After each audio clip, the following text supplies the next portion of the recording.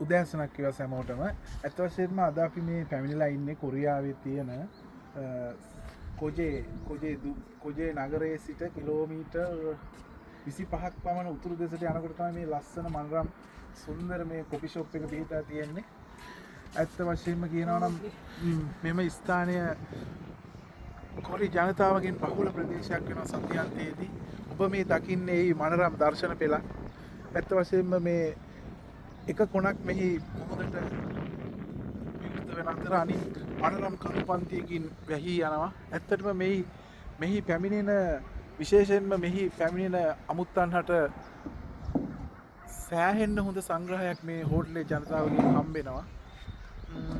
අපේ ජනතාවත් ඒ අතර එක්කෙනෙක් දෙන්නෙක් වගේ පිටරට ශ්‍රමිකයින්ද මෙහෙට පැමිණෙනවා. මොකද මෙහි කෑම බීම අධික මිලක් පවතින හේයින්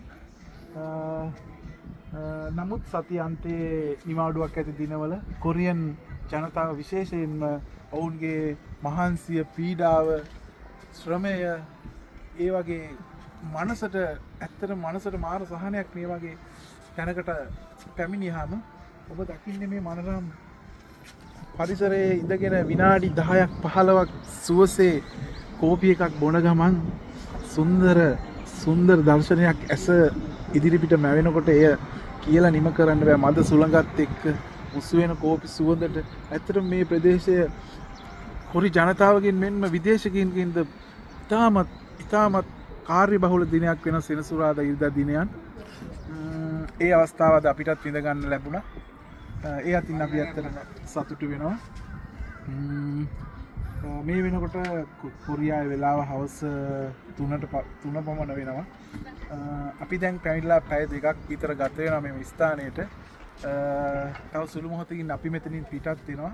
මේ වගේම ලස්සන තැනකට පැමිණ ලස්සන වීඩියෝකින් අපි ලබන සතියේ ඔයාලව හමු වෙන බලාපොරොත්තු වෙන මෙම ස්ථානයේ සිට අදට ඔබෙන් සමු ගන්නවා. පුළුවන් නම් මෙම ස්ථානයට කියන්නේ කොජේ සිටියකට ඇවිල්ලා එතනලා කිලෝමීටර් 25ක් 30ක් පමණ පූසාන් දෙසට යනකොට තමයි මෙම ස්ථානය මනරම් ස්ථානය පිහිටලා තියෙන්නේ. බොහෝ දෙනෙක්ගේ කොරි ජනතාවගේ ඇහැ ගැටුණත් විදේශිකයින්ගේ ඇහැ නොගැටෙන ස්ථානයක්. මොකද මෙම කොපි ෂොප් එකේ භාණ්ඩ ඉතා අධික මිලකට අලෙවි වෙන නිසා එම නිසා එක පාරක් හරි ඇවිල්ලා බලන්න ඕන තැන ලස්සනයි. ලබන සතියේත් මේ වගේ මනරම් වීඩියෝකින් ඔබ හා එක්වීමේ බලාපොරොත්තුවෙන් ඔබට සමු දෙනවා. බොහොම ස්තුතියි. ජයි බයි.